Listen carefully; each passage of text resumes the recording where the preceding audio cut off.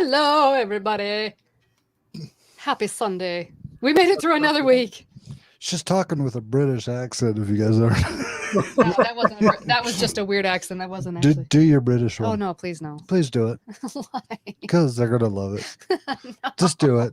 I don't want to. Do Maybe it. later. Do it. Maybe later. Oh. Anyway, today we have. That'll be excellent. Today we are honored to have Past Life Explorer, aka PLE, with us today. How are you doing, brother?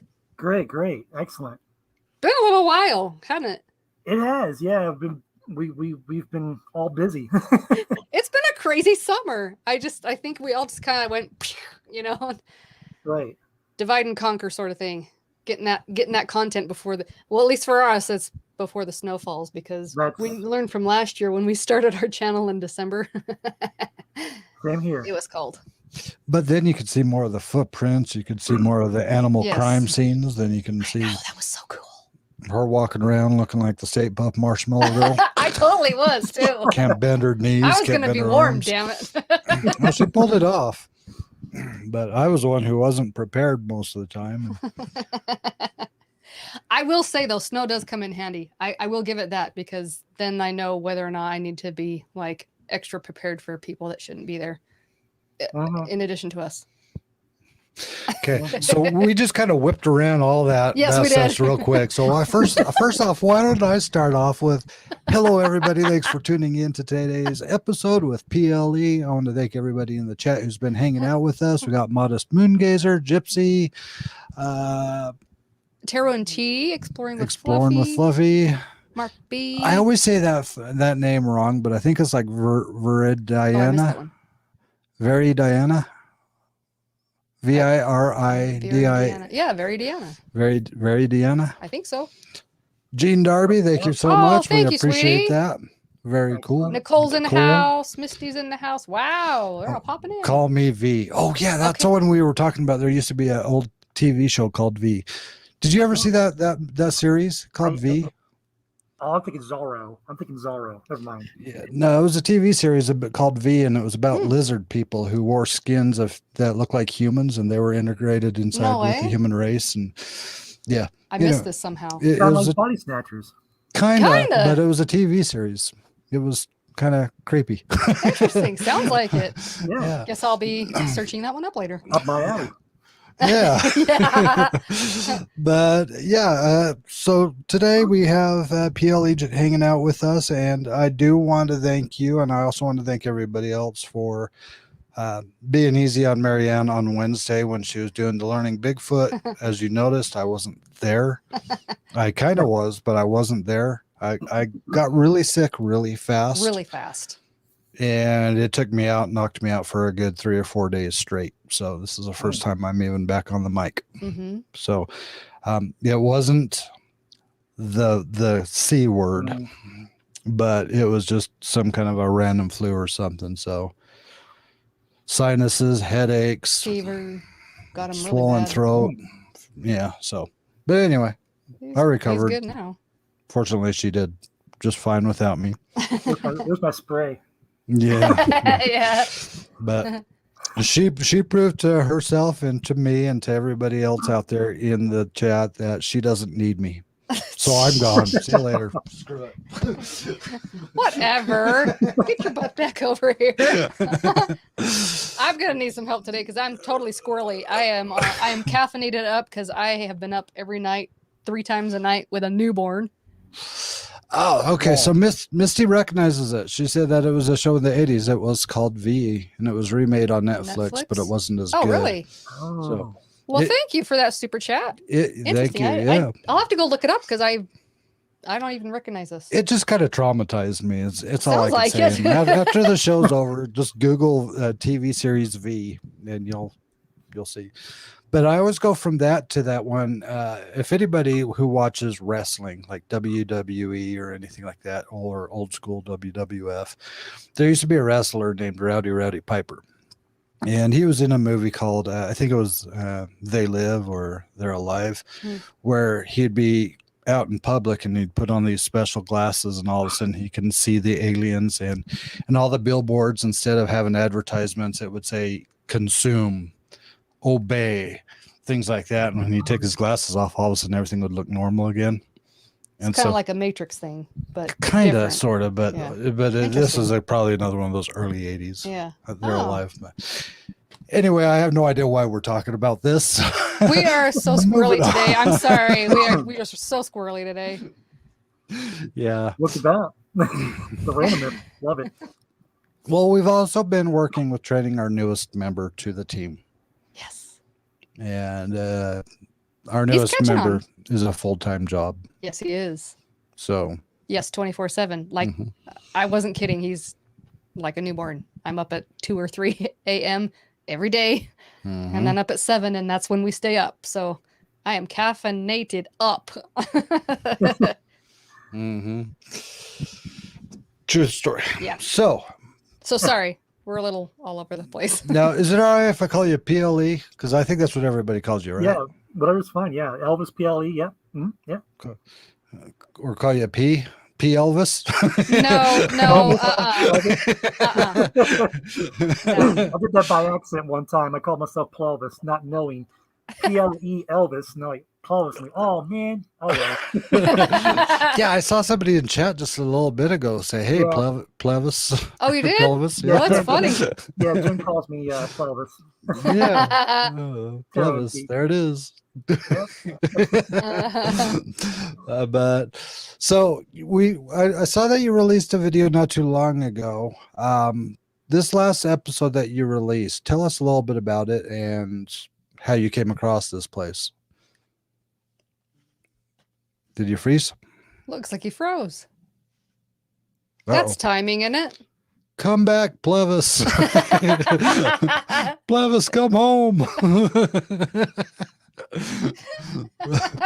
That's What was like, that about? Oh, you're back. Yeah, that Okay. was weird how that happened. it was a good pose, though, I have to say. It was a good way to get stuck. And it was a great. As soon as I was going to answer that question, bam! I'm like, what just happened? It was a great excuse for me to drop the Plevis term a couple more times. Come back, Plevis. So anyway, tell us about your last episode and how that came about. Yeah, so that was actually Gundry. Yeah, that was Gundry Asylum. I've known this place for years. A YouTuber that I follow, like one of my favorites, because I always fanboy over him. He made that place kind of popular. He actually it's in Baltimore, or the outskirts of Baltimore, pretty much. Yeah, I would say so. And here it's another mansion that's abandoned as well. But this one here, it's so creepy. Uh-oh. He froze again. I think the last word was creepy. I think the last word was creepy. Yeah. Frozen in time. Plevis, you froze on us again. That's so weird. Like You're all back. of a sudden it's doing that to me. Oh, am I back? Yeah. You're back. Okay. That's so weird. I've never had this happen before ever. So might be because of the storms outside or whatever. Oh, maybe. I think one's brewing. But yeah, so this place, I figured, well, this YouTuber's done it enough times at night. And at the time, there was actually someone living there. The neighborhood would feed to keep people out, but they didn't realize he was threatening younger people coming in and stuff like that. Not just younger people, just anybody in general, threatening for their lives, and they finally had to kick him out. But I figured, well, that place has been done enough like that, so why not just me give it a shot? And it was all kind of like, a thrill about it and everything. And once I crossed the threshold to get inside an open door, that was no door there. As soon as I crossed that threshold, everything hit me at once: the sadness, the abandonedness, the abandonedness. Look, I'm doing like freaking words again. All the loneliness, all good. We do that all the time. And all the madness and all the violence, everything. It all just lingers there. It just stagnates there. And I walk in, I just feel depressed. I don't feel right. I don't feel good. It's so weird. And every time since, because I go there quite a good bit, every time since, I'm still feeling that same way when I go in there. This place is no joke to me. I've always said I got a love-hate relationship with this place because I love it. But yet I don't when I actually enter. It's just like I don't want to be there. But it was beautiful. Like now, so it's been damaged too much. It's got words got around in the city. People go there to vandalize. Unfortunately, from there. But I, like I said, it's no joke. Every time I go there, something's always messed up. Something's always off, and I end up finding something totally insane. I could kind of relate to a lot of that, the feelings and going there, and every time you go, something's totally off. Because, man, I've been to court a lot. Right? Every time I go there, something is off. Because I always end up losing. So,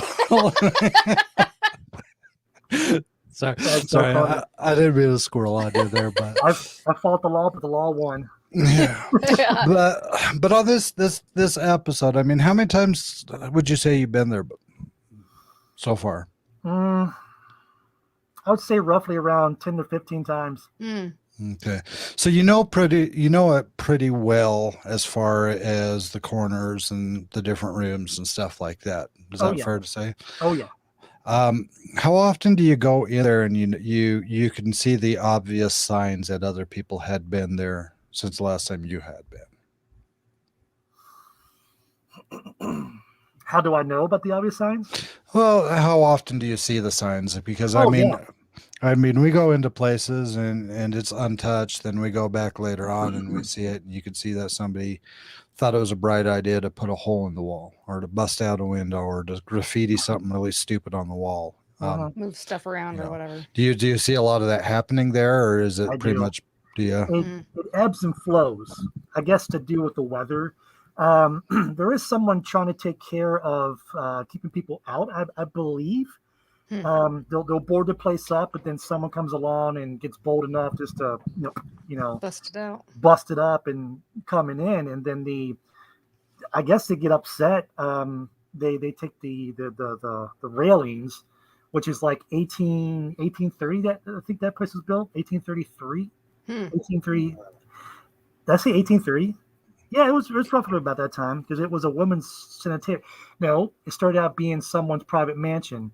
Then not too long after, someone he sold it to do. I don't know what his story is, but I guess he downsized or whatever. So then he sold it, and it became a women's sanitarium. They called it a home away from home. And then, I think in the 60s or 70s, it became a children's asylum, which it closed around 2010, 2005. Oh, wow. Yeah. Yep. Wow. So it was in operation for a long time. A long time. Yep. So got a lot of energy stored up in that place. There's a lot of stories there, and I keep going back because I keep getting comments on the videos or just the video of it that explain the history of it and everything. And there are actually people, there were once patients there, and they're actually contacting me, telling me, I need to go back. If like I had this one request that apparently someone had something from there. They didn't want it no more. They didn't want to look at the their past experiences from being there. And they want me to have certain items to bring to take back. It's so insane. Like that place is just it's got a reputation. Sounds like it.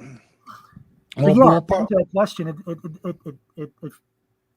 it ebbs and flows with the place. Like you can be there within a month's time. It's not really touched. You can see people just walk around. You see the footprints on the mud or whatever, the dirt coming in. There are other times where it's just like some 50 people came in at once and just had their way with it, Well, that's kind of what I was getting to. So, I mean, since you know the feel of the energy of the location, because you've been there quite a few times, do you notice a shift in the energy after somebody has been there to vandalize it versus before they were there? Do you notice anything different? That's a great question, because once me and my buddy, we were going in, and there was a group actually coming out. Now, they didn't vandalize or anything. They just had themselves a good time. They had gotten drunk in there, and they just hung out for a while. But they were so, their energies was kind of a bit off. They were chaotic, but they were just like, oh my gosh, I see this. Oh my gosh, I see that. And they got overly whelmed, excited, whatever. And once we went in there and they pretty much left, like everything just kind of like, it was up in the air, like ready to spark. And you could just feel like whatever's there didn't want them there. And it took it out on us. Well, Interesting. I mean, that's what I was curious about, because I mean, for a lot of our channels and for like us, for example, we'll do urban exploring, but we'll also do paranormal. And sometimes we don't combine the two. Sometimes we do, Right. But one of the things from the paranormal aspect is you do acknowledge that that spirits will interact with some people and they will not interact with other people. Mm-hmm. And and so you kind of wonder if they're in a place and they see a group of kids come in, and then they start throwing chairs through windows and busting countertops and destroying toilets and then just destroying the facility. It kind of makes you wonder if the spirits start turning against everybody who comes in because they're afraid everybody's going to act that way, or if they could just identify the particular individuals and still accept the other individuals. It's really interesting because a lot of us we won't release the location if it's to be preserved, if it's something where we don't want to put it out there for the world to go find because we don't want it to be destroyed. Exactly. Right. Other places is already very popular. Everybody already knows where it's at, and everybody goes there anyway. So, you can't really protect it when it's already all over the place. But I never really fully understood why some people like to just go in and trash places. I never fully, I mean, graffiti artists, I think if they're true artists, I think they would be able to put beauty in places where it needs to be put. Yep. But I mean, the majority of the places we go to, when you see inappropriate, poorly designed pictures on the wall or stupid little sayings, or which are many, which is the majority, they're not artists. They're just there to trash it. Yeah, they don't respect anything that they're doing. But the true artists can go in and put some beautiful imagery in there just to bring a little beauty, And that leads me to another question: is do you think the spirits would appreciate artists that do come in and do create some kind of a mural representing what the place used to represent? Do you think spirits would appreciate that, or do you think they'd be kind of like, why are you doing this? Well, that entails what I believe. You are in spirit what you were in your life. Like, I'm a very kindred spirit. I take good jokes, stuff like that. I'm very prankster, whatever. So if I were to become, in that realm, of course, it's bound to happen someday. But I would be the same as I am now. Now, with that, I would say it depends on, I guess, the so-called spirit, but majority of times I don't believe. We got another freeze. You just froze for a little bit there. Would you say that the last majority sentence? of the time, and then it broke up? Oh, yeah. Well, yeah. So the majority of the time I believe that they don't appreciate it, no matter if it's the most beautiful mural. I don't think, because they still feel like that's their home, that's their space. Whether they spent a little time there, like it's a hospital or that's their home. It could have been a hotel. It could have been. It's just the space that they were once in, or they still feel like they're in. I don't think they want anyone to really be there or even look at, check it out. Because it's just like I explained it not too long ago, but I believe that they still feel like this is their place, and like you're in on their territory. Like, get out of my house.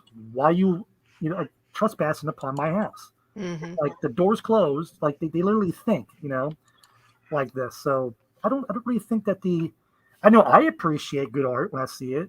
It could be funny. It could be very nice and appropriate. But yeah, I just don't like seeing little, like you said, little inappropriate pictures with Yeah. words that they can't even spell right. You know. Yeah. Yeah. Well, that wasn't me. Well, I know that we've been friends for a YouTube friends for a little while, and we actually started a couple of months back. We started doing a Learning Bigfoot series every Wednesday, and when we're talking to a lot of people that are in the Bigfoot community and having conversations with them about that community, it sounds a lot like how the term, most people know it as the paranormal community, but it's more of the ghost hunting community, I guess is the best way to put it, because paranormal is aliens, UFOs, Bigfoot, But the conversations that you have, even though they're saying Bigfoot and we're saying spirits, the conversations seem almost exactly the same.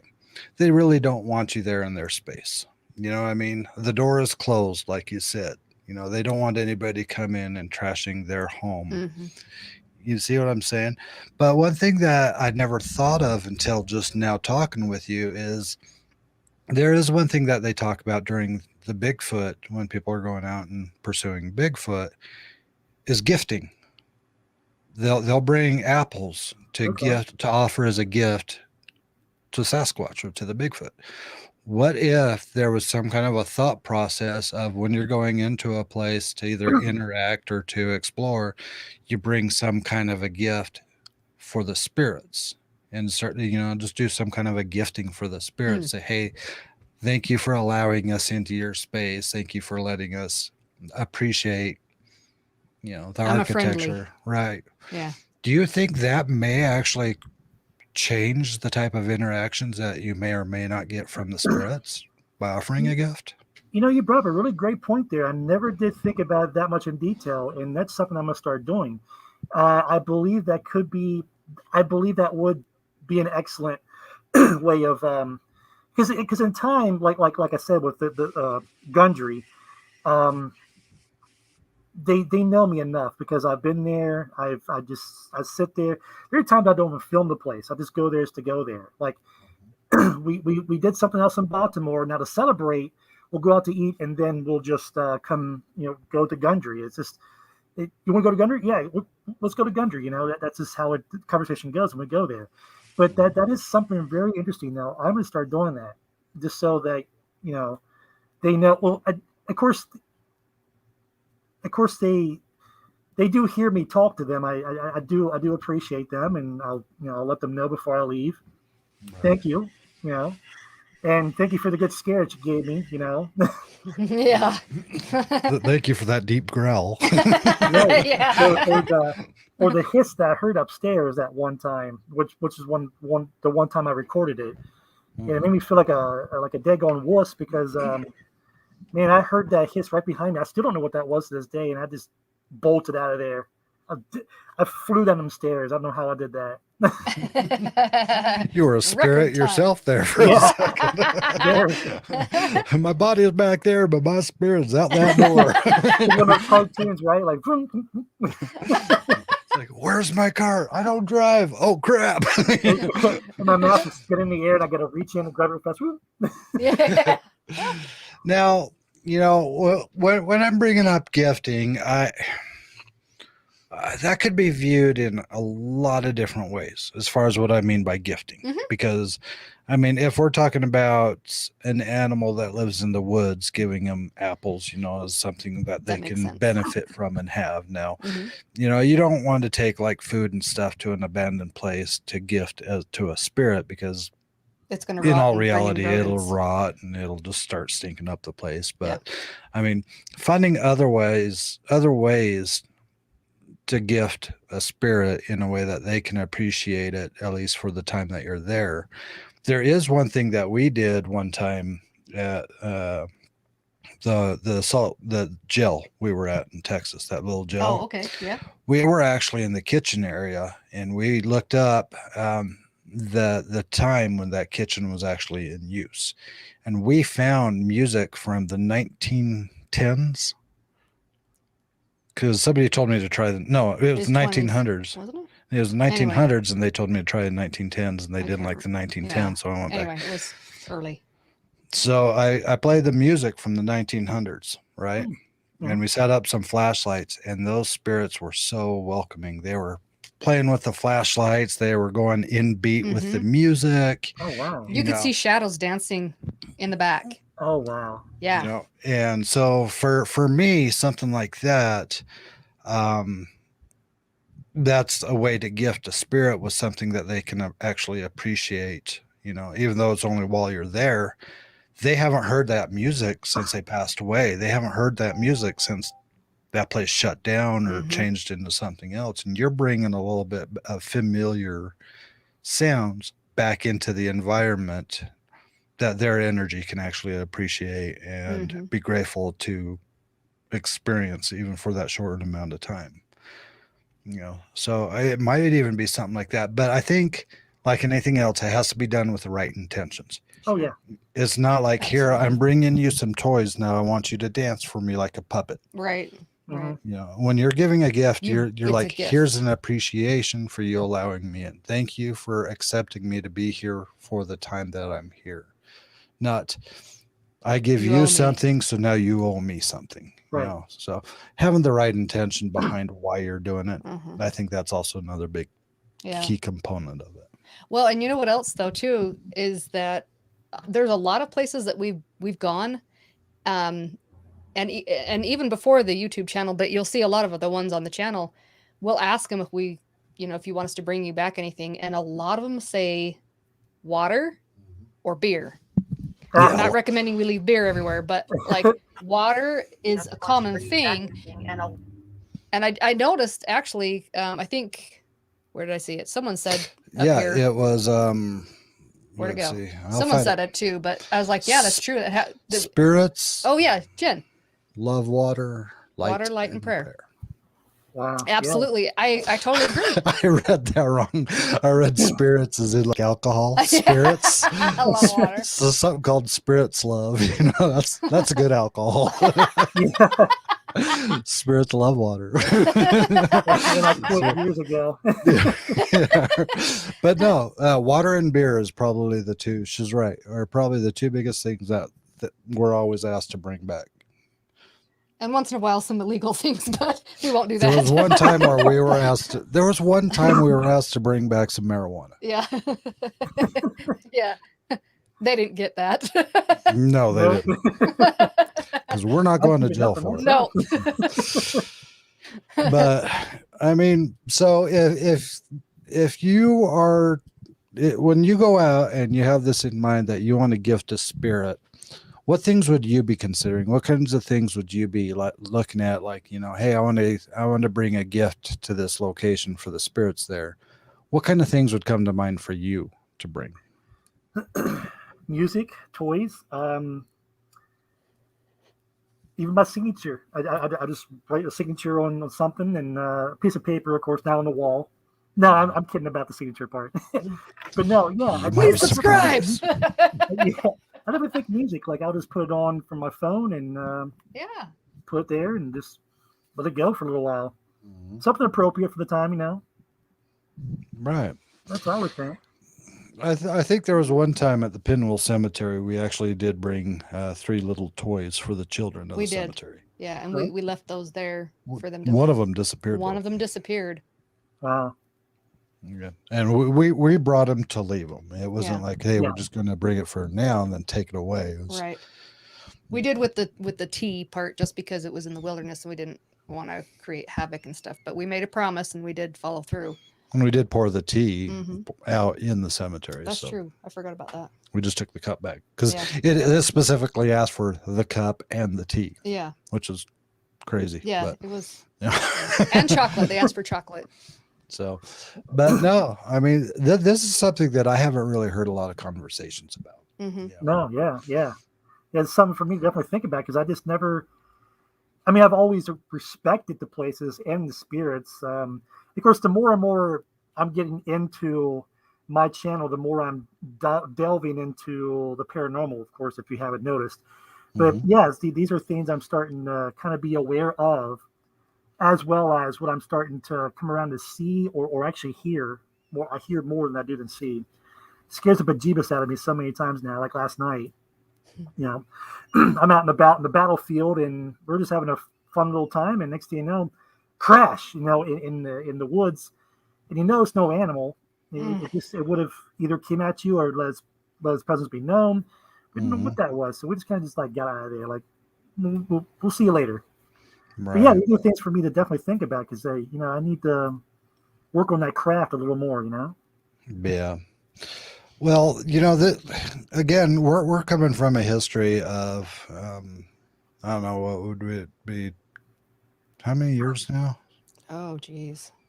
16. We'll just say 16 years in the paranormal field. Okay. Right. So we'll just round it off to that because after a while it all looks the same. But, one of the things we've always learned is one, we're never going to assume we know anything because too many people will go into a place and they'll insist that they know the whole story, or they'll see a picture of it and they'll insist they know the whole story. And honestly, more often than not, they are proven wrong fairly quickly, as far as what they're picking up on, I guess I could say.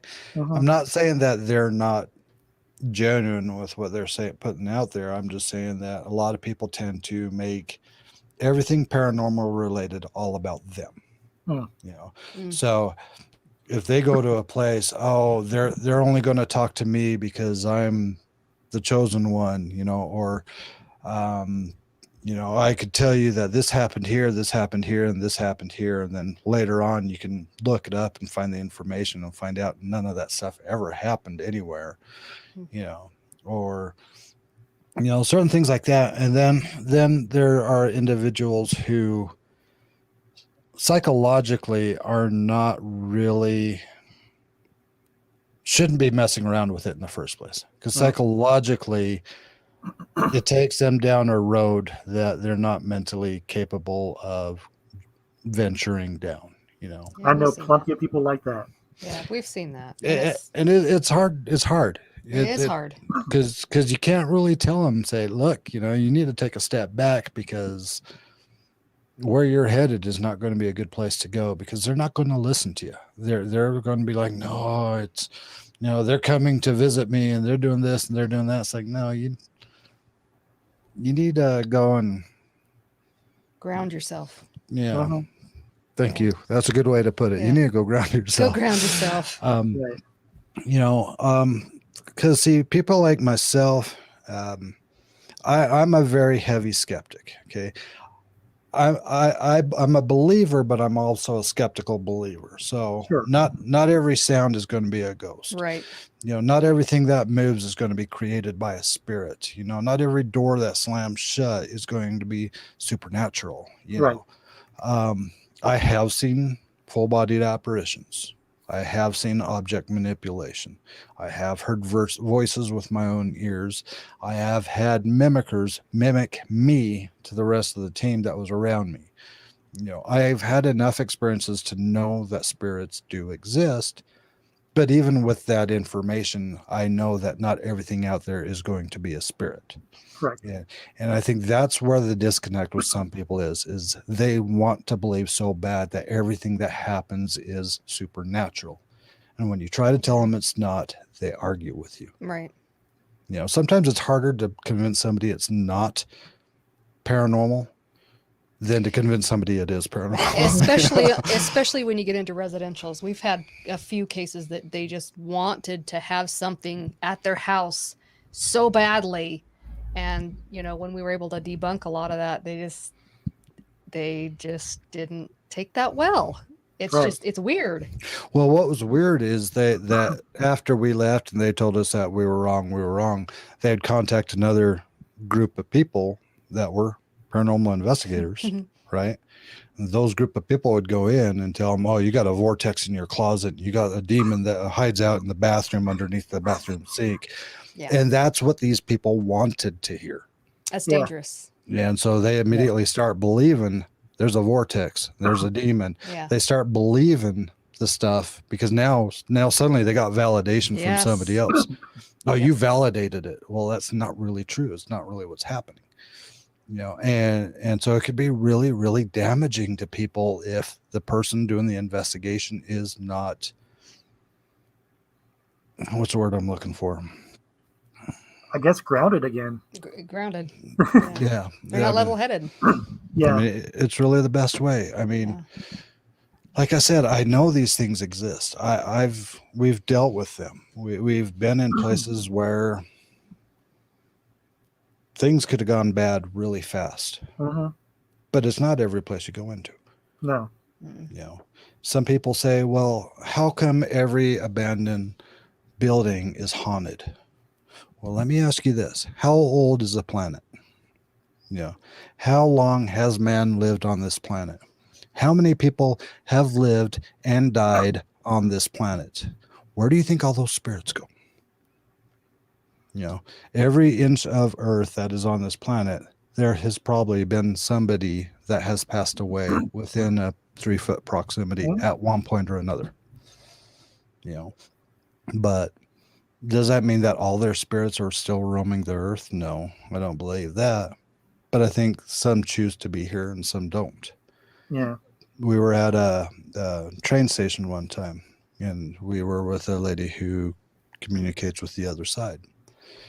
And one of the questions that was asked to the spirit was, why are you here? And the spirit responded back, because I want to be. It's like, don't you want to move on? Why? I'm happy where I'm at. Oh, crap. Okay. Well, that spirit doesn't need help moving on, But other people would come in and say, oh, I gotta help you into the light. I gotta help you into the light. Well, it doesn't want to go into the light. Right. It doesn't matter. They just don't understand. I think they understand where they're at better than you do. Yeah.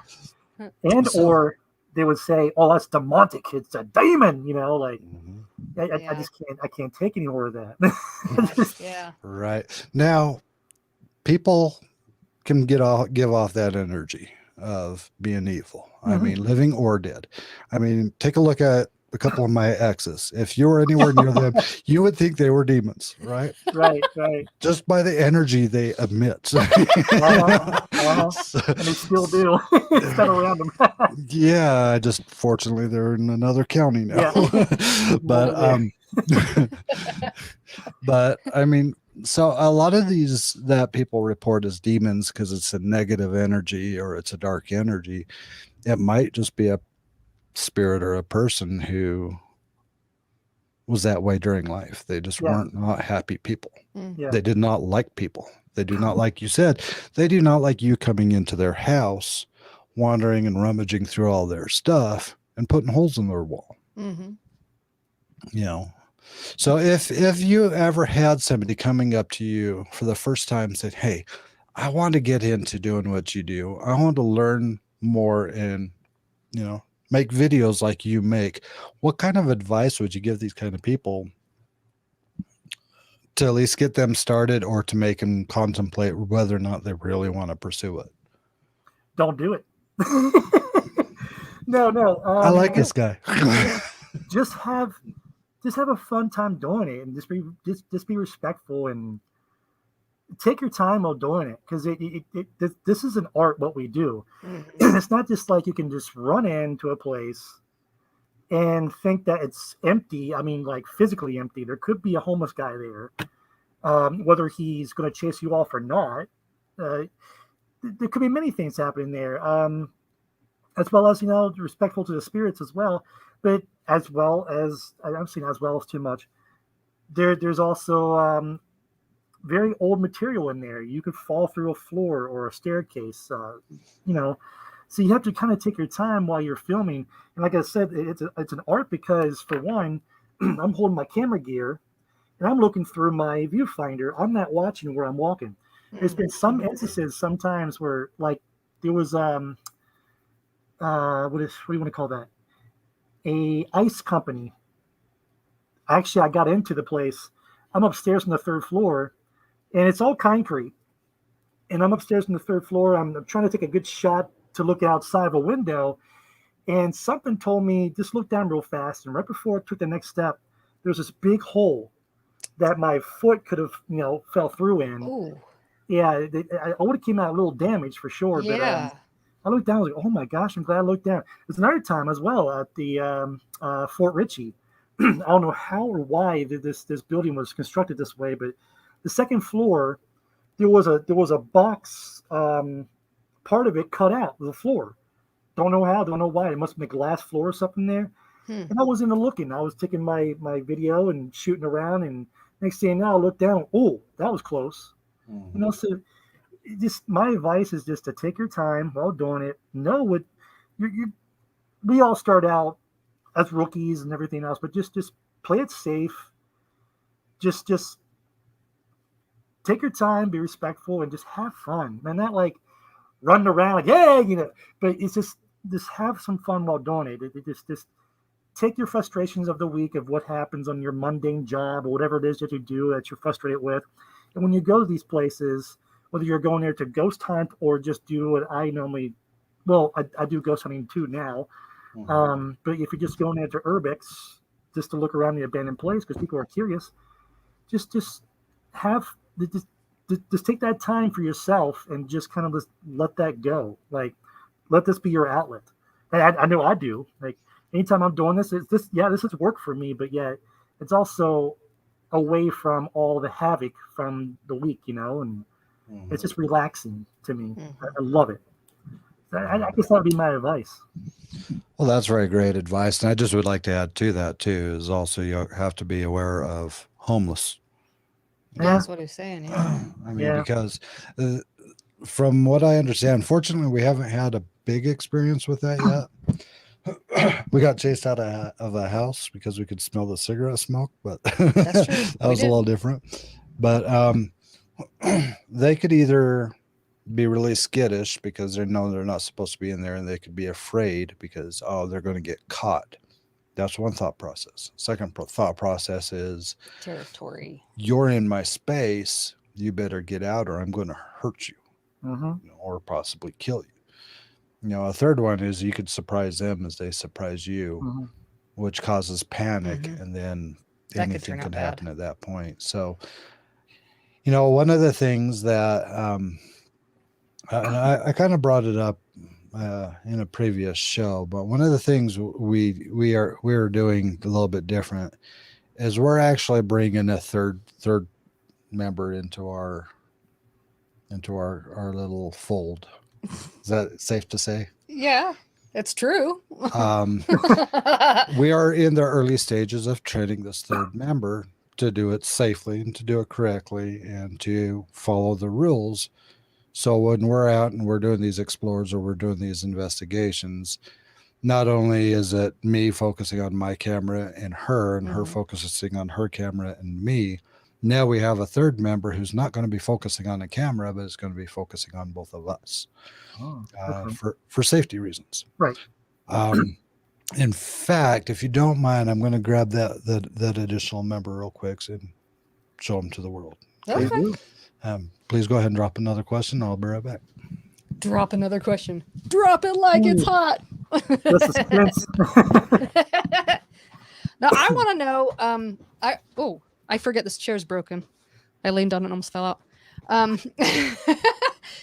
want to know what experience you've had in this realm that stands out to you the most, whether it's just crazy or mind-blowing or scary, or like it can be anything. It doesn't have to be like just whatever stands out to you, like, wow, that was quite the ride.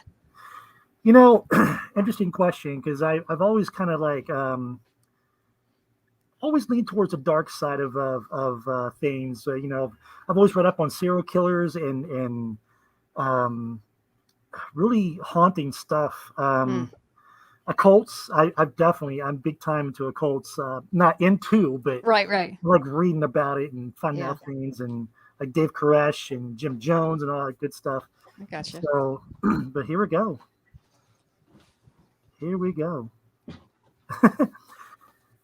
But yeah, that's just one of my fears. Definitely, I've already seen a user, a homeless guy abusing, but not abusing, but just being trashed out and everything, and that was scary. Now my other fear is stepping in on a cult ritual happening.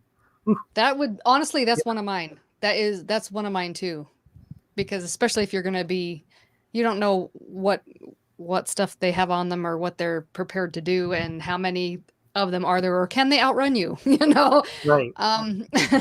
That's actually one of my fears. Yeah, it's definitely PLE is nope. Mm-hmm. Is not we're done. That's where we stop. I'm out. Would you like to make an introduction? Okay, so y'all, this is our newest member of the TIPA TV crew, and I don't know if the lights are bugging him, but this is Scout. Some of you have probably already met him, but he is almost 3 months. He's almost 3 months old. He's a big boy. So cute. He's my newborn. He's the one that keeps me up every night. But you love him anyway because he's got that cute face, you know? Right. You're just like, dang it, but you're so cute. Now with him, we are in the early training period. So we're teaching him the early stages, you know, the basic commands: sit, stay, don't things bite, like that. Don't bite. Don't bite. I growl at him and he never bites me. He So. He doesn't bite hard though. I do. I growl at him. I let him know I'm the alpha. He's smart though. He's learning really fast. But so after we're spending every day doing some training with him, and you know, in short bursts because he's a puppy and things like that. But eventually we're going to have a vest on him, so he'll be able to have a camera attached to him, and he's going to be our scout. So when we go to a location, he's going to be trained to be able to go in front of us a little bit, you know, check the area to make sure that there's no people or nothing dangerous up there. And then over time, we're going to use him to help train us, he's going to train us too, but see how well he connects with the spiritual side. So if he can pick up on an energy, things like that, he'll have certain commands to notify us of, hey, there's something in front of me right now. I'm going to notify you that I see something in front of me, even though you may not see it, you know, and really kind of evolve the training with him throughout. He's already kind of doing that. I mean, we is. have some special things in our house, and every once in a while he'll just like stare at a random spot and just like it's a wall. So, but you know, and so going through the training process with him is going to be a little bit different because, like I said, I'm constantly focusing on her and focusing on my camera, and I'm not sure if your rig is set up the same or not, but we talk to our camera a lot, so we have a bright light shining in our face, so we can't see anything beyond that light because it's total blackness. And having him there with us to keep an eye on our surroundings while we're blinding ourselves talking to the camera is definitely something that is going to be beneficial because he's already, in a way, protecting. He'll be in a certain room of our house. He'll start growling at something in the corner, you know, and we know that there's stuff in our house already, so that doesn't surprise us, but we don't feel like it's threatening, you know. Right. Yeah. But the thought process of bringing Scout into the family and taking him out with us, it was one that we really had a lot of conversations about whether or not to go that route. But we understand the safety involved. I mean, you know, they always say never go alone, right? Always have an exit buddy. Always bring your exit buddy. I'm the exit buddy.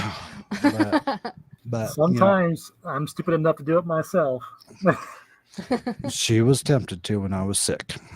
I was so tempted. But I told him twice, I'm just gonna go out. Yeah. But when this little guy is a little bit older, if she does go out by herself, she's not going to be by herself though. Right. Still going to have backup. Plus, I don't know if you've seen some of her episodes, though. She has this knife with a blade that's about that damn long. It's pretty serious. Yeah. But I got some stabbies. Yeah, she made me nervous. She made me nervous walking behind me with that knife a few times. It's like, no, you walk in front. I don't want to be. If you fall, it's going to be bad. Yeah. Oh, imagine that. Yeah, right. Yeah. But going out by yourself. I mean, that's another concern, because obviously that's something that you're not supposed to do and you shouldn't do, and everybody says don't do it. But there are those times where you end up doing it anyway. Uh-huh. Even in those times, if you're letting people know, hey, I'm going here. Uh-huh. If I disappear, or if you don't hear from me in X amount of hours, call the police, do something like that. So even if nobody's there physically with you, somebody knows where you were last heading, so they know where to start looking Exactly. for you. That's so important. So important. Very. It's not worth, risking your life over. And I think, as guys, and I can say this because I'm a guy, I had to think about that for a minute. I don't know if I'm matured enough, but we'll go with that. Sometimes we get a little cocky when we're going out there, and we're thinking, oh, I'm tough, I'm brave, I can walk into the dark areas, and I can walk down this dark hallway, and I ain't afraid of anything down there. But the second somebody steps out from one of those doorways, or the second a door slams shut or swings open right in front of you, all of a sudden all that goes away, and you're that little boy back in 5th grade looking at the bully going, oh crap, what did I do? I'm sorry. Pee yourself and right. It brings a whole new meaning to P in the PLE, right? Oh my gosh. Reminds me of that episode. What was that? Oh, I don't even know. But Dean was screaming in an abandoned school, I believe. He opened up a locker and there was a rat or something jumped out at him. He screamed.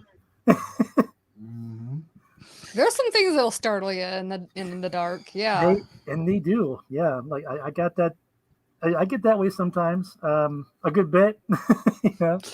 What's the one thing that has spooked you out more than anything else on any of your explores or any of your investigations?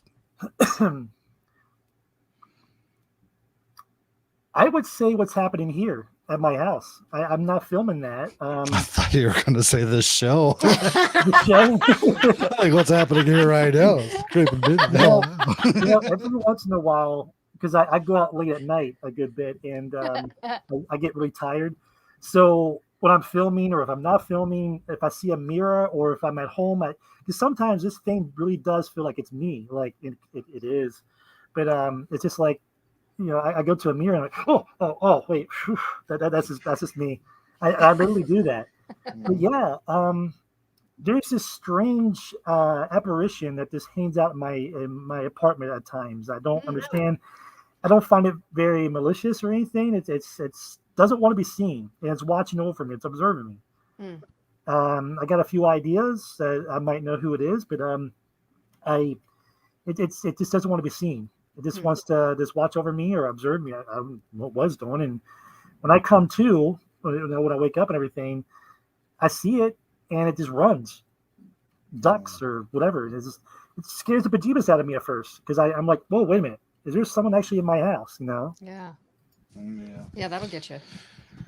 And we've had a few of those here as well, so I could definitely relate to that. I mean, the one thing I remember is downstairs when I was heading through a hallway out the back door, I saw a face of, I don't know, is it the Chinese one where they have the girl with the long black hair and the white face with the blacked out eyes and stuff like that?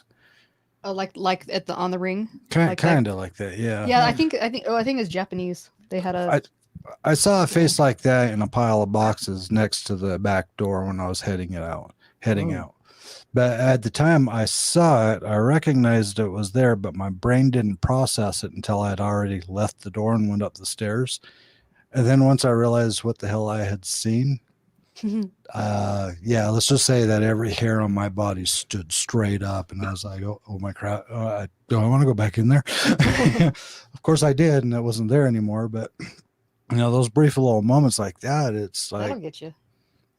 And Marianne waking up in the middle of the night screaming because there's an old woman at the foot of the bed staring at her with the jaw. How did you say that? It was like unhinged, just coming at you. I was like, whoa, back off. It's a great way to wake up. Is, oh my God, there's a woman staring at me. It's like, Yeah. But it's one thing. It's one thing to see them when you're out and about in their own territories, but when it's your territory, your bedroom, your kitchen, wherever it's at, like your living space. Nope. Mm-hmm. Yeah, it's because this is supposed to be our safe zone. Right. Yeah. And it's again, think of it like the spirits. We're walking into their domain, we're going through their stuff, we're checking out all their rooms. What if they're just returning the favor? Right. Hey, you came to my house. I'm going to come to your house now. That's a very good point. Yeah. Yeah. Maybe they'll bring you an offering, Hopefully it's something good. The smell of blueberries. Oh my Blueberry gosh. muffins. Oh yes. That happened. Because that happened. It smelled really good. But I didn't actually have muffins, so that was the bad part. She had to make them. I had to make them. I went to the store and actually bought muffin mix just because I was like, damn it, I need my muffins. But quit teasing me. I think for me, one of the experiences that we've had on our channel, we haven't actually released the video yet either. It was, we were at this cabin in Texas, and there was this enormous bird. I mean, this thing was about the size of a car. I mean, it was huge, and it was on top of the house. Mm-hmm. And when we were inside looking around, we heard this thing moving around. We thought there were people up in the rafters, up in the attic or something like that. It was, it sounded like there were people running around. Yeah, absolutely. And when we went outside and we were looking at stuff outside, we happened to look up at the top of the house, and there was this huge bird sitting on top of the house. And I have never seen a bird that big before. Wow. So obviously my jaw dropped, and I had the wherewithal to grab the camera, turn it around, and zoom it in on it so I could show everybody else what the hell I was staring at. But we were both just sitting there staring at this thing going, holy crap, I can't believe that's real. Yeah, we don't see that here in Utah. I mean, they might have them. We just never seen anything like that. But it was freaked me out because it was a living creature that I couldn't identify as anything specific because I had never seen it before. Mm-hmm. I didn't know if it was going to fly at us. I didn't know if it was going to attack us. Was its babies around there somewhere? Right. And the people that we were with we're clear on the other side of the property in a barn. So it was just us two standing there staring at this going, what do we do? And then when you heard it take off and fly away. Oh, wow. Explain that one. It was like a freaking movie where you hear the sound effects of a whoosh, whoosh, whoosh.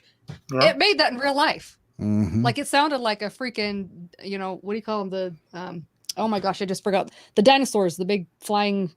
Right, yeah. I just forgot the name all of a sudden. Pterodactyls? Yes, thank you. Pterodactyl, yeah. Yes. It was a freaking Jabberwocky is what it was. That's what it was. I was like, oh my gosh. Like you felt the disturbance in the force is what I'm gonna say. Right. I'm gonna play this video back just to watch her wave her arm like that again. But see, the funny thing is about it, though, is the thing that spooked me out the most, it wasn't anything paranormal. It was an actual creature. It was an animal. You know what I mean? But it just left you in awe because it was the size. Mm-hmm. And you could tell the strength and the power. That thing could have ripped you to shreds easily. Right. It looked like a freaking baby dinosaur. Right. Just... Or a smart car. Yeah. It's like a small car. It really was. Yeah. It was huge. So another quick question I did want to ask you too is what kind of gear do you take with you when you go on these explores or these investigations? What kind of gear do you pack so you're prepared for whatever you're going to face? Right. Well, I could show you. Hey, that'd be great. Show and tell, everybody. Yeah! Show and tell. I love show and tell. For one, my trusted backpack that's always on my back, even if it's hot and sweaty. Mm-hmm. Her head is nodding like in agreement. Like, yes, I agree. It sucks.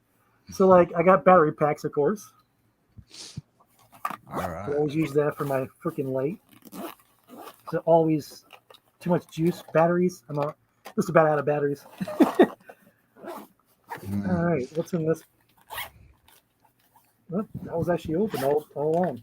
Uh-oh, don't do that because I teach Marianne not to leave them open because stuff tends to fall out. Yeah, like flashlights. Sorry. Exploring with Fluffy, thank you, man. Appreciate it. Oh, Fluffy. hey. Kind of miss it for the scenery. Hey, anytime you want to come to Utah, let us know. We'll hook you up. Oh, for Definitely. sure. Take you out to Lily's grave. For sure. Well, yeah, he's already been there. Oh, I know, but he wants to kind of go back now with they has more Oh, information about yeah. it. So Yeah, we'll totally hang. yeah. Let's do it. Thank you so much. That was really sweet. Really sweet. All Yeah, right. anybody that donates to you guys, thank you. Appreciate it. Yeah, well, Yes, thank you. all of us, because we're all working hard for what we do. Yeah, we Yes. are. Very much. And we'll save Rooted Expeditions question here until after he shows us what else is in his gear. Okay, so I got my, well, not my, but it's on borrow. It's going to be, well, never mind. It's a long story short. But yeah, so one of my things here Your I'm going to start recorders? using. Yep, a digital one. Okay, very nice. Those come in handy. I like those. Haven't Pick up used a it lot of yet. stuff. Oh yeah, also K2 meter. Nice. Mhm. Yeah, which I can, hold on, is it going to work? Ah! This is haunted. You're active. But I'm alive. Yeah, but usually this part here is where I put my mask because a lot of times, well, no, I do wear it a lot of times. Like when I'm in Gettysburg, I'll keep it on. No matter how many people walk around, they get intrigued. I love it. Yeah, Hmm. That's yeah. where the mask goes when I don't wear it sometimes because it's kind of hard to see out of once in a while. This is the main part here. Yeah, there's the All gear. right. That's the gear he works with. Hey, I Nice. recognize that light. I know. I was gonna say that looks familiar. $20 or 30, right? There's like a newer light. I'm trying It's to remember what very, I was. very There's bright. something like that. Yeah, aren't they? They are so bright. I love them. I think that's like our old one that we auctioned off. I think But yeah, so. they are. And then my road gear here, the microphone that picks up everything, except for the back. It doesn't really pick up too much of the back, but you got to be on the sides or in the front, definitely front, but the sides definitely. This Right. thing will pick up anything and everything. That's Now, the cat's tail. Yeah. yeah. So now for people who aren't familiar with those kind of microphones, and if you're looking at that wondering why it looks like a big fur ball, what those are is they're called shotgun mics, and so what they are is they're directional mics.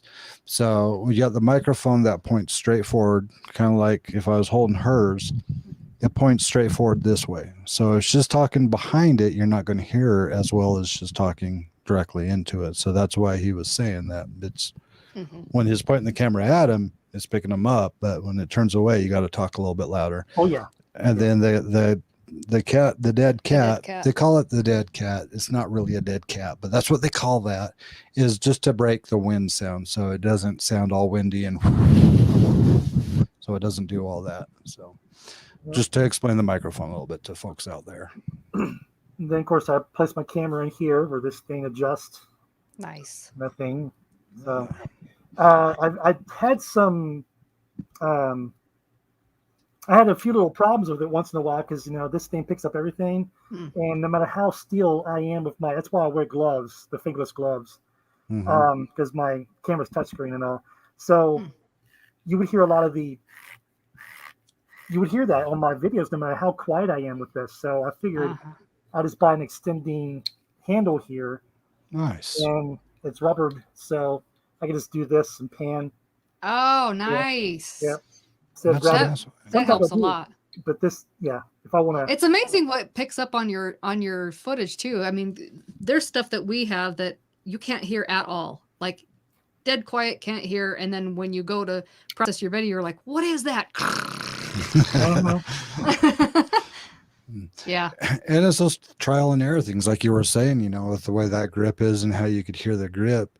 You probably don't notice it as much when you're recording or when you're filming. But when you go to sit down and put it in your editing software and you start playing that back, you're just cringing the whole time because you're like, man, We've had videos like that. That's how we know. Audio is one of the things in our earlier episodes where it was an ongoing issue because we had a lot of issues with audio. We did early on. Weird stuff It wasn't always the same stuff. It was just like, oh, now it's this. Oh, now it's this. Well, I wasn't supposed to be mic'd initially. Right. Then we had to figure out how to mic me. And then we mic'd me and mic'd you, but then you couldn't hear any of the ambient noise. Right. But we figured it out. Yeah. Yeah. Proud of you. Took a while. I didn't do it. I didn't do it. No, I didn't do it. You inspired me to find the solution. I think our YouTube channel did that. Yeah, we've got a lot of people telling us. Small rig setups are amazing, Barry Little says. Yeah, they are. Yeah, they totally can be. And Absolutely. Then, so what type of camera is it that you're using when you're filming? Are you using your phone or is it a small? There are times I'll use my iPhone. And then there are times, I think the other camera is in the other room. Hold on 1 second. All right. The reason why I'm asking while he's going and grabbing it is because some people ask, well, what kind of camera should I get for my YouTube channel? And it really depends on what type of channel you're trying to run. If you're doing a stationary one where you're doing like a package opening or something like that, really a lot of cameras are flexible. But if you're filming at night or in low light situations, then you're going to be looking for a more specific type camera. Mm-hmm. Yeah, for the really dirty and disgusting places that are going to fall any moment, or if it's high risk, like a lot of places in Baltimore, I'll just use this because this works very well. Yeah. Low light. Well, no, not low light, but very good light. Yeah. But my Nikon is what I use a good bit as well. What model is that? A 37. I think it's a 35. Is it? I think it's a 35, maybe a 37 if I'm wrong. I don't know if I'm right or wrong. We have the D3100. That's right. So. 55? 56. I think it's a 56. I've been reading the box, yeah. So you should have a Wi-Fi connection, so you should be able to connect to nice. That's definitely a nice feature. Yeah. Oh, jelly. That's nice. Cost me a little pretty penny, but yeah. It was worth it. But it's nice. Yeah. Definitely worth it. I've seen some people's footage from that, and they did Wi-Fi, and I was blown away. Right. And then when I don't feel like using this gear, I'll just take this and this off and that. Mm-hmm. And I'll connect it on this, and it's a whole new monster. Yeah. Yeah. Yeah. Now, with that being a DSLR camera, so you could take still shots and video recordings, are there times where you'll just stop and take some pictures like, oh, that would be a cool thumbnail, stuff like that? Is that what you use, or do you still grab your phone? Okay. Yeah. Well, usually, yeah. Like I said, given some times and the locations, I'll just pack up this gear, and if someone mugs me, then that sucks, but at least it's that and not that. Mm-hmm. The camera. Mm-hmm. Well, I'm sure we could set you up with a nice long knife, so nobody. I do got a knife somewhere. I just don't know what I did with it. I think it's in the car. Yeah. I did have mace too. I don't know where my mace went. Yeah, we had additional protection, but honestly, I think when this little guy gets a little bigger, just having a growl or having a bark is going to deter a lot of people from approaching us. Right. Because I hear a dog barking, my immediate thought is, okay, stop and make sure that it's not barking at me. Right. Somebody in the chat also mentioned, author Marianne said, I like wireless mics better because I hear everything. Here's a problem with wireless mics. You don't get the ambient noise as much. So if we're in a location, we're doing a paranormal explorer, and I have a lav mic and she has a lav mic, you'll hear us. Hell, you'll hear us breathing sometimes because it's a lav mic. We're wearing it. But if you hear tapping down at the other end of the hallway, the mic isn't going to pick it up. Or if you hear scuffling going on in one of the rooms in front of you, the mic isn't going to pick it up. No. That's why using, shotgun mics or directional mics like the one he has on his rig right there is really more ideal for those type of videos, for more urban exploring. Now, if you're doing like a vlog, or if you're doing something about talking about different products, or Somebody if can you're show the something. main topic Mhm. of the video and you're not so much worried about the noises around you, lav Those are mics are excellent. great. Yeah, They are those are absolutely great. great. I mean, we have them, Hmm. but we've actually been thinking about using those more for doing the Gansfield experiment or the Estes experiment, where we could have a mic inside something, so whoever is listening to the spirit box, it'll record what they're saying to the camera that's recording them. Then the other one will be recording the other person asking questions. I believe it's known as the Estes when you use the spirit box, but Hmm. Gansfield experiment was actually what the original one was, where they'd listen to white noise. Same thing, sensory deprivation. You have a blindfold, you have the hearing, you're sitting down in a chair, and you just have white noise playing. But I mean, there's uses for lab mics even in the paranormal. I've always been known to use equipment that really wasn't made to work in certain environments, and I've learned to make them work in certain environments really well. Yeah, he has. So Use what you got, you know? Yeah, Use what you got. this is like an expensive version of the audio recorder that PLE was showing you. This is an expensive version of that because what this is you could actually plug in 4 different microphones into it. Okay. And so you can plug in microphones like the one I'm holding. You could plug in one of these. You could plug in a lav mic into another one. You can plug in more of an ambient mic that's going to pick up all the sound from all around you. And it'll record each channel separately. So you could have each microphone recording on its own channel without bleeding over to one another. On top of that, this can record on 2 different channels at the same time. One is 8 decibels lower than the other, or however you program it. So if one is blowing out and it's too loud and it's peaking too much, you have a backup one that still has the audio level that's really good. Mm-hmm. And records onto an SD card. The downfall with these is they're brutal with batteries. Oh my gosh, they're so bad with batteries. So we use these a lot more for video production than we do anything else. Yeah. But now in the paranormal field, these can come in really handy too. It does an awesome job. But yeah, it'll blow through your batteries like none other. Wow. So, but that's what we use for our video production company. But stuff like that still works. Like if you're doing an EVP session, say for example, and you wanted to run a mic down the hallway and into an active bedroom while you're asking questions, it's going to record what's happening in that bedroom, and you could still hear it live from where you're at on the other end of that hallway. Mm-hmm. Oh, that's crazy. See, I would do that. Yeah, for sure. And so, I mean, that opens up a whole new world of opportunities of things that it can do for you, So it's just learning different tricks, learning what works for you and what you like. I like flashlights. Other people think they're ridiculous, I love using candles on investigations. I love asking it to bend the flame, because if you have never seen a candle's flame bend at 90 degrees on request, try it.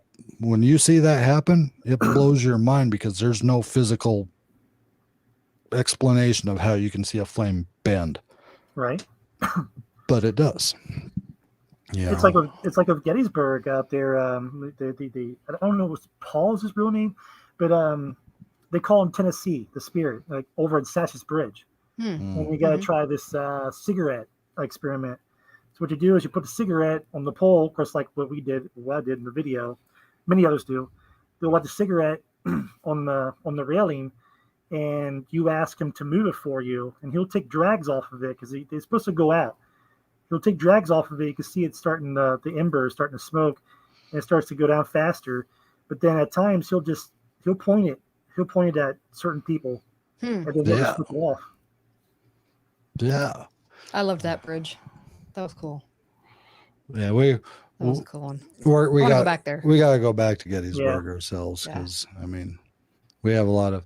My favorite place out there is Devil's Den. Yes, that's one of my faves. Yep. Yeah, that's quite the place. Yeah, it leaves memories for a lot of people. Sure does. But wow, we are 15 minutes past the hour. Because we've been having so much fun. Yeah, this is excellent. It's great. I'm learning a lot too, actually. I don't know what interview done learning. We learn from each other, you know. Yeah. We learn from all of you guys too. Every time we have somebody on, we're always picking up new techniques, and I love it. It's great. Now, one thing that on our last show with Eddie and Jen from Eddie and Jen's vlogs, one thing I mentioned to them, and it seemed like nobody had heard about it before, because he was talking about he uses white noise and he'll do sessions with white noise and stuff like that. Have you ever done anything with white noise yet, or have you tried that at all? Yet.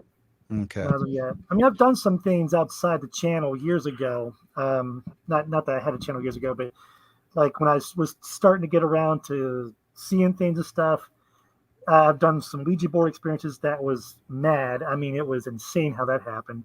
But I've never done anything white noise or nothing like that just yet. Okay. Well, if you ever do, I would recommend you use a Bluetooth speaker and be somewhere where you could have it loud, loud enough, without worrying about getting caught or getting in trouble or anything. And there's free apps you can actually find online for pink noise. And pink noise is very similar to white noise, but the frequencies are different. And through my experience with pink noise, you actually hear more responses coming through with pink noise than you do just the typical white noise. So if you ever go that route, give it a shot. Let us know when you do it so we can make sure we follow and catch that video of you doing it. Not that we wouldn't catch your videos anyway, but not too many people talk about pink noise, and it's really interesting. A lot of people don't even know about pink noise. Yeah, I would have no idea if you didn't say anything about it. Yeah. And you might like it. Now, we did have one weird experience. It wasn't us directly. It was one of the people we were investigating with. It's in the same location as where we did the pink noise. But he was doing an EVP session, and he caught a very solid response when it was inside of a silo. He got a very interesting response. And he played it for everybody. Then when he left and went home and went to play it back, the EVP was gone. You couldn't hear it no more. Everybody who had heard it earlier listened to it again. They couldn't hear it anymore either. Then he went back to that silo and he tried to play that EVP back, and it was there again. That EVP would only play at the location it was captured. Anywhere else, you would not hear that EVP at all. Wild. And there was a large group of people who all witnessed this, and we were all just dumbfounded because you could only hear it while you were there. Anywhere else, it's just completely gone. It's like secret messages. Yeah. Crazy. So it's just stuff to leave you scratching your head on a little cliffhanger. Yeah. So, he's gonna rush right out and try it. I'm gonna have to for sure. So, well, hey, I appreciate you taking the time to hanging out with us. It's been a blast. Yeah. Now I do want to let a lot of people. Cindy Norris question: does that mask get hot? Oh, that's a good question. There are so many times. So like. I know it's still summer out. I know it's probably still, it's hotter than it was a few months ago, but I think roughly about 2 months ago, I was like just in here chilling because I got AC unit, but it's right here. Well, not right here, but it's near. If I have it on, it's a little bit of a noise for the background. It gets a little annoying. But when I had that off, it gets hot. Like I start sweating. Not today though, but yeah. It does.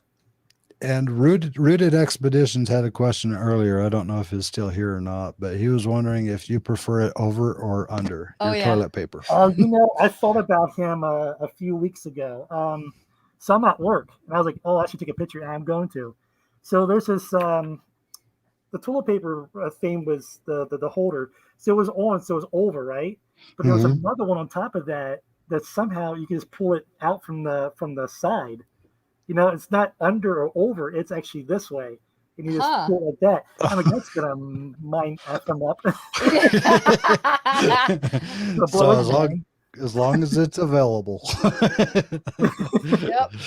I would have to say, because, he never did ask me that question. He wanted to. Yeah, so I guess I have to answer that question. I'm going to have to say it's got to be over. It's got to be over. All right. All right. Are you headed to UrbexCon in October? No, I'm not. You won't be able to make that? I'm not going to be able to make that, I don't think. Yeah. Okay. Yeah, I got a few things going on in the midst of everything right now. That's why I've been keeping myself so busy, because I've been stir crazy. I know I've been hinting this a good while, for many, many months, and it feels like it's never going to happen. But this thing I got coming, it's going to happen. It just got a little delayed, but yeah. Mm-hmm. Well, if you ever want to come out here and hang out with us, we got some places that we'd love to take you to and let you check out. And we're still planning on making it out to you too, by the way. Yeah. Right. So we just have some things that we need to get taken care of. Like she said, we're also going to be hitting UrbexCon. We got our new member that's going to take some additional training and discipline, because he likes to stay up all night and sleep all day, just like a baby or a teenager. But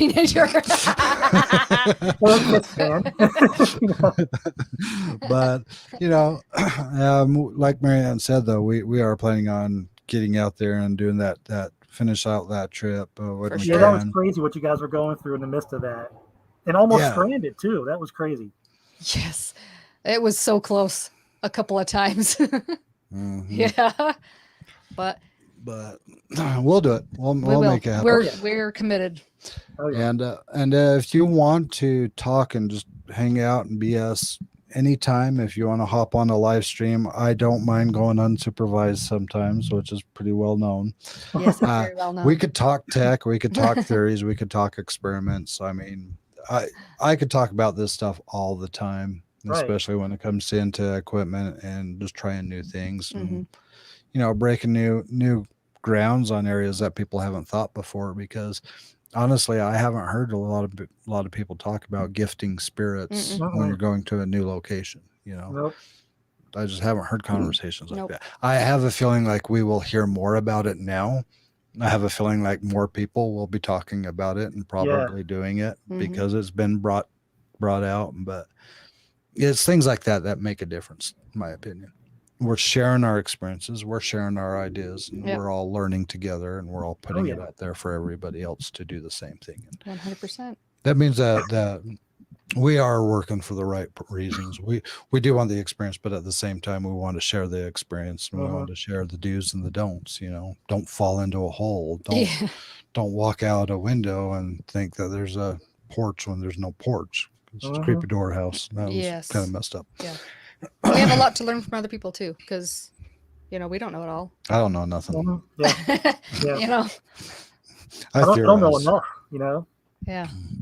Yeah, I theorize a lot, and I come up with some pretty weird ideas. And sometimes I'll mention them, and she'll look at me like, "Did you hit your head when you were a kid? Are you all right? Have you ever come up with a thought while you're inside of an abandoned place? Like, oh gosh, don't let that be true." I've done that before. Yeah, I've done that before. Like, what would happen if this building just collapsed right now? I've had that. I've seriously had that. Or we're in a tunnel and say, what if this tunnel just filled full of water, like in the next 2 minutes? Which it has happened. That has happened. I think 2 years ago there was a very big an urbexer. She had actually got into a New York sewer or something, and a flash flood had just happened, and they couldn't get her out in time, and she just went down with it. She was never found. Shoot. Yeah, that's so scary. So we're dealing with the real life, not just the paranormal life, but animals and nature. Buggers, if I don't have my caffeine, then I get pretty ornery, and I can be kind of evil. She'll talk to me in the mornings before I have my coffee, and she'll get a grunt. I do. If I'm lucky, I get a grunt. Hey, how'd you sleep? Sometimes it's not even that. But here's what's funny. I use that same grunt on Scout, when he's trying to bite and climb on her or our daughter, I'll growl at him and he'll stop and he'll go and he'll lay down in his little corner. It's like, okay, I'm sorry. So My bad. So it helps. It has its purposes. Yeah. But anyway, again, if you want to hang out, just let us know. I'd love to talk tech or talk theories and do more in the future if you'd like to. One thing I didn't get to yet that I need to, though, is we are going to be doing some changes on our channel. Oh, yes. I forgot. We have noticed that since we had tried shifting some of our shows to different time frames, we haven't been reaching as many people as we used to. Mm-hmm. So we're going to be looking into pushing some of our days, our schedules back to where they used to be, or shifting some things around so we can actually accommodate more of the viewers that we've been missing out on. Because we love you guys. We love everybody hanging out with us. And we know there's more people that want to be here with us at the same time. So we're going to be working on some schedule changes and things like that on our channel. So just keep an eye out on our community page. We'll be putting updates on there as far as what we're doing. We might be doing some bigger changes for learning Bigfoot on Wednesdays because it's hard to get people booked for that particular time. Yeah. Because they work and they got other things going on. So we are going to be doing some changes on our channel. Just be aware of that. Keep an eye out on our community tab. We'll be doing the announcements as soon as we make decisions on when and where and how. Of course, you can always follow us on Facebook, on Instagram, or on Twitter. Those are great avenues to follow us too. And then if you want to know more about PLE, which you haven't, I have a feeling like most of them are already subscribed, because if they're not, then there's something wrong with them. But his link is in the description below. So go down there, click on it, go check him out. Go watch that last video. Go watch that last video, because I guarantee you will not be disappointed watching that one. And other than that, we love you all. We love you all. Thank you for watching. We sure do. And PLE, thank you for being here. Thank you for having me.